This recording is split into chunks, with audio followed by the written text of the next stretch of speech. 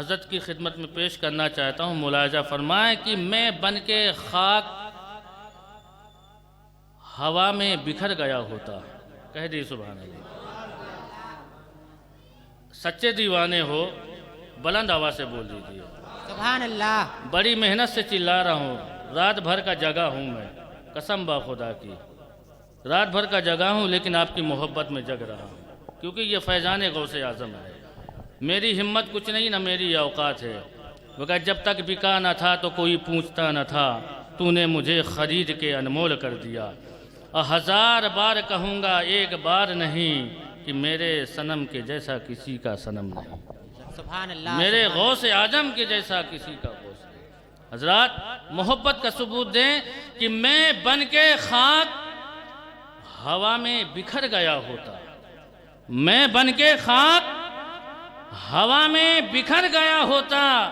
یا رسول اللہ تمہاری یاد نہ ہوتی تو مر گیا ہوتا. سبحان اللہ. سبحان اللہ.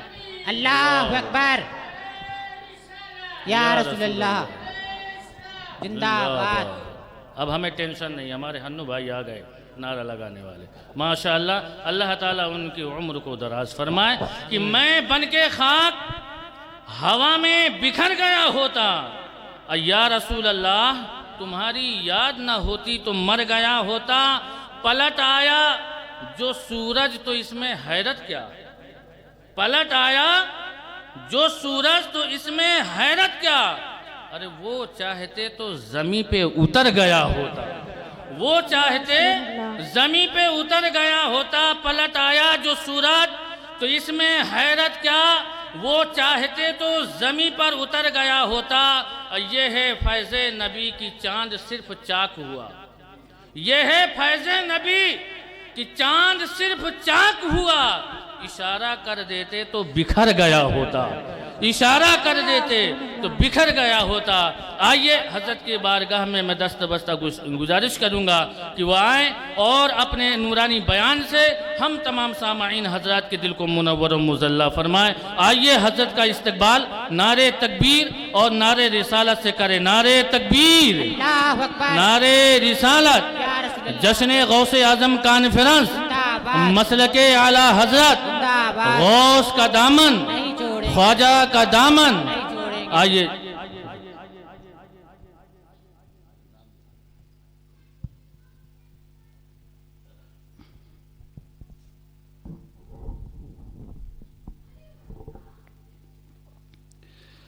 الحمدللہ رب العالمین والصلاة والسلام علی سید المرسلین.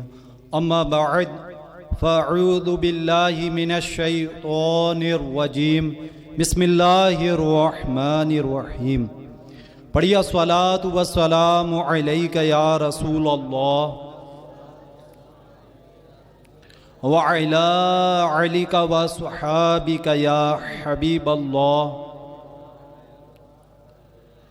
الصلاة والسلام علیک یا نبی اللہ وعلی علیک وصحابک یا نور اللہ. نویت سنت الاعتکاف.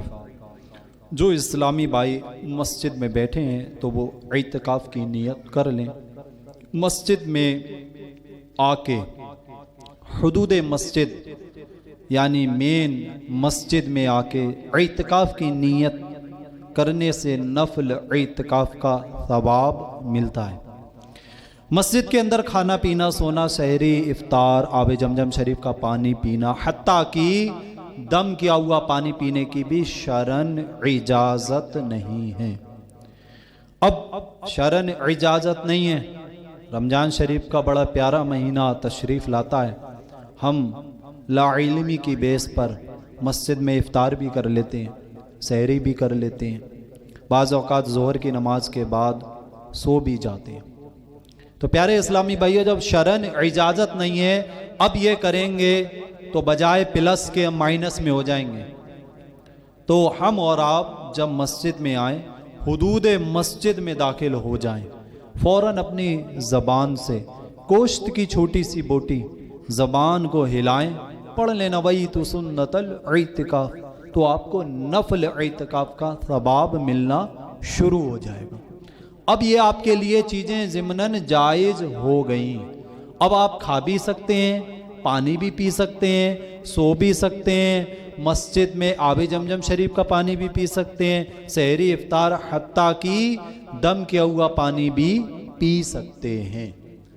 اب اگر کوئی اتنا بھی نہیں پڑھ پائے عربی میں تو وہ یہ پڑھ سکتا ہے میں نے سنت اعتکاف کی نیت کی، تو بھی یہ نیت اس کی مان لی جائے گی، ہو جائے گی، لیکن عربی میں پڑھنا یہ افضل ہے، کیونکہ ہم سب کے آقا، پیارے آقا، میٹھے آقا، مدینے والے آقا صلی اللہ تعالی علیہ وآلہ وسلم عربی ہیں، آپ کی زبان مبارک عربی ہے، آپ پر جو کلام کتاب اللہ نازل ہوئی وہ بھی عربی میں ہی ہے، تو ہمیں اور آپ کو عربی بھی آنی چاہیے، یعنی قرآن کریم پڑھنا آنا چاہیے۔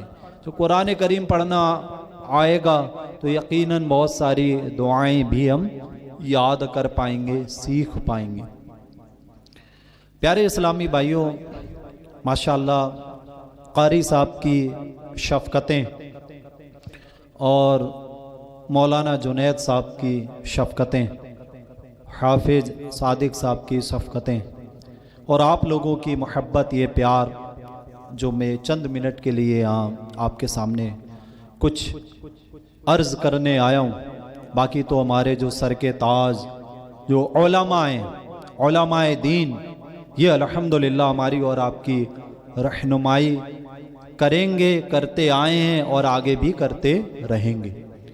یہ ہماری اور آپ کی خوش نصیبی ہے۔ واقعی میں نے پہلے بھی عرض کیا تھا، اس مسجد میں جس علاقے میں حافظ، عالم، قاری، علماء ہوتے ہیں، نیک لوگ ہوتے ہیں، تو اللہ تبارک و تعالی اس پوری بستی پر کوئی ایسی مصیبت نازل نہیں کرتا اس کی برکت سے۔ یہ ہماری اور آپ کی خوش نصیبی ہے کہ اس گاؤں میں بھی علماء، حافظ موجود ہیں، اور اس سائیڈ میں جو اپنی مسجد ہے اس میں بھی الحمدللہ قاری صاحب اپنا ایک دارالعلوم، ایک خدمت کر رہے ہیں دین کی۔ پیارے اسلامی بھائیوں، تو ہماری اور آپ کی ایک خوش نصیبی ہے، ہم اور آپ ان سے منسلک رہیں، ہم اور آپ ان سے جڑے رہیں، علم دین سیکھتے رہیں، مسائل پوچھتے رہیں۔ پیارے اسلامی بھائیوں، جب تک نہیں پوچھیں گے تب تک کوئی نہیں بتائے گا نا، پوچھیں گے ہی نہیں تو سامنے والا بتائے گا نہیں، جب بتائے گا نہیں تو ہم علم کیسے سیکھ پائیں گے؟ تو معلوم ہوا کہ جب تک بچہ روئے گا نہیں، اپنی حرکت میں نہیں آئے گا، اپنے جسم کو موومنٹ میں نہیں لے گا، تب تک ماں کا دل تڑپے گا نہیں کہ میرا بچہ پیاسا ہے کہ بھوکا ہے۔ اسی طریقے سے جب تک ہم پوچھیں گے نہیں علماء سے، جب تک ہم قرآن کریم پڑھنا نہیں سیکھیں گے کیسے چلے گا؟ مرنے سے پہلے کم سے کم اتنا تو ہو جائے نا کہ اللہ تبارک و تعالیٰ کی پیاری کتاب اس کو اپنی آنکھوں سے، اس زبان سے، اس ہاتھ کی شہادت کی انگلی سے پھیرتے ہوئے پڑھنا سیکھ جائیں۔ آپ کی خوش قسمتی ہے کہ آپ کے گاؤں میں الحمدللہ مدارس چل رہا ہے، مدرسہ چل رہا ہے۔ ایسے ایسے گاؤں پڑے ہیں کہ مسجدوں کے اندر جالے پڑے ہوئے ہیں۔ میں نے اپنی ہاتھوں سے کھولی ہیں مسجدیں ایسی۔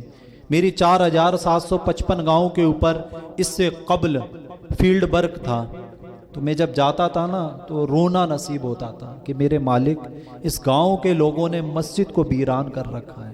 جب ان کے گھروں پہ جاتا تھا تو وہ جب وہ مسائل بتاتے تھے تو اور مزید تڑپ اٹھتا تھا کہ ان لوگوں نے مسجد کو ویران کیا تو مسجد نے بد دعا دی اور ان کے گھر ویران ہو گئے، ان کے دل ویران ہو گئے، ان کے کاروبار سے برکت اٹھا لی گئی، ان کے بچوں میں بے برکتی ہو گئی، ان کے جملوں میں وہ تاثیر نہیں رہی، وہ بات میں طاقت نہیں رہی جو ایک بڑے کا لیول ہوتا ہے، جو ایک بڑے کا مرتبہ ہوتا ہے۔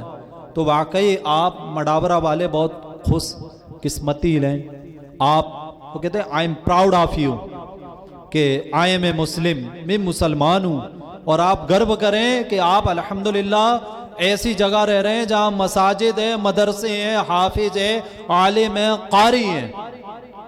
اب جب تک سیکھیں گے نہیں سکھائیں گے نہیں. تو ابھی سبحان اللہ یا ماشاء اللہ کے اوپر حضرت نے آپ کو توجہ دلائی.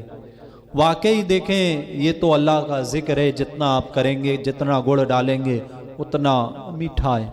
پیارے اسلامی بھائیوں، میں نے پہلے بھی یہی عرض کیا، اس مسجد میں بھی عرض کیا، میں دوبارہ ایک مرتبہ آپ کو صرف اور صرف فرسٹ آف آل اس نیت سے آپ کو عرض کر رہا ہوں تاکہ آپ کے ذہن میں احادیث مبارکہ ہو، تب آپ کی زبان سے سبحان اللہ یا ماشاء اللہ یا نعرے تکبیر یا جو بھی ذکر اللہ نکلے تو آپ کو احادیث پر عمل کرنے کی برکت سے ثواب ملے گا. اب یہ ہیلوجن جل رہی ہے، ہیلوجن بند کر دیں گے تو صحیح مووی نہیں بن پائے گی، ویڈیو نہیں بن پائے گی. تو پیارے اسلامی بھائیوں، اسی طریقے سے احادیث ذہن میں اور پھر آپ عمل کریں، دیکھیں کیا رس گھلتا ہے. مشکات شریف کی حدیث مبارکہ ہے، ترمذی شریف میں بھی ہے، بخاری شریف میں بھی ہے، جس کا خلاصہ عرض کر رہا ہوں میں آپ کو کہ جو شخص ایک مرتبہ سبحان اللہ، الحمدللہ، اللہ اکبر، ماشاء اللہ، لا الہ الا اللہ پڑھ لیتا ہے تو اللہ تبارک و تعالی اس کے نام کا ایک درخت جنت میں لگا دیتا ہے. اب ایک درخت ہمارے نام کا، یعنی کسی اور کا نہیں، سینہ ٹھوک کے کہہ سکتے ہیں کہ میرے نام کا درخت جنت میں لگا ہوا ہے.